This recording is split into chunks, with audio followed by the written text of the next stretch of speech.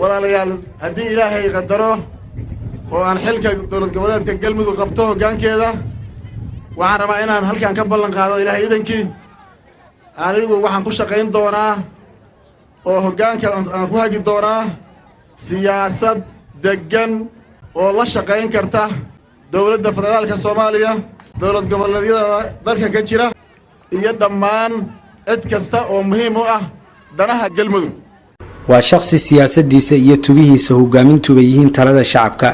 tiirdhaxaadkiisuna yahay tayeynta adeegyada bulshada sida ku cad halku dhigiisa shacabku tusaalaysanaya ee tala iyo tayo oo ah halka loo tiirinayo hogaamintiisa musharax madaxweyne Axmed Cabdi Kaariye Qoorqoor waa hogaamiye la hubiyay hogaamintiisa furfuran ee la falgeli karta cid kasta oo u faa'iideynaysa bulshada uu matalayo waa tusaale aan dhumin ninka talintiisa siyaasadda si walba xukuumaduhu u kala tirsadaan xilalka waa tala yaqaan hogaamintiisa kaga talaabsaday muranka siyaasadeed oo ah kan loo tiirinayo inuu taaha ku riday galmudugtii shacabku ku taamayay ee tiirkeeda la suray 4 sano ka hor waa tilaabiye gidaar adag ku talay fulinta ballamaha uu qaadayo waana taakulada shacabku sugayo subaxa sanduuqa codeynta lagu tirin doono guusha aan tirada lahayn ee galmudug ka tilaabin doonta turantirooyinkii la haray shacabka toban dariiqyada ee tabaya hogaamiye taladiisa ku saleeya tay rabaan kana tagan tilaabooyinkii galmudug ka dhigay tub mucaarad iyo tol muran ayaa tookadan la waa Qoorqoor oo talada qabtay dawada lagu toosi karo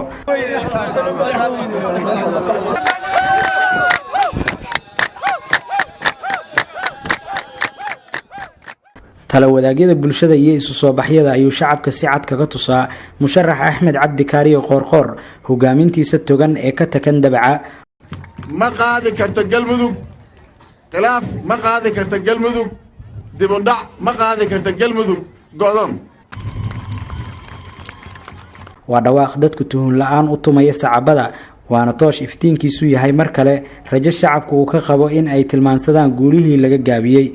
golaha baarlamaanka labaad ee dowlad goboleedka galmudug oo ah kan codka ku kala saaraya 10 musharax in ku dhow ayay u taal go'aanka gaaridda hogaamiyaha 4 sano ee soo socota balse shacabku waxa ay ka sugayaan rajo wax ku ool ah iyo madaxweyne aan ku hagin wada qaloocan oo reed mari doonta rugaha qaranka Qoorqoor waa rajada galmudug ku dhisan tala shacab iyo tayeyn maamul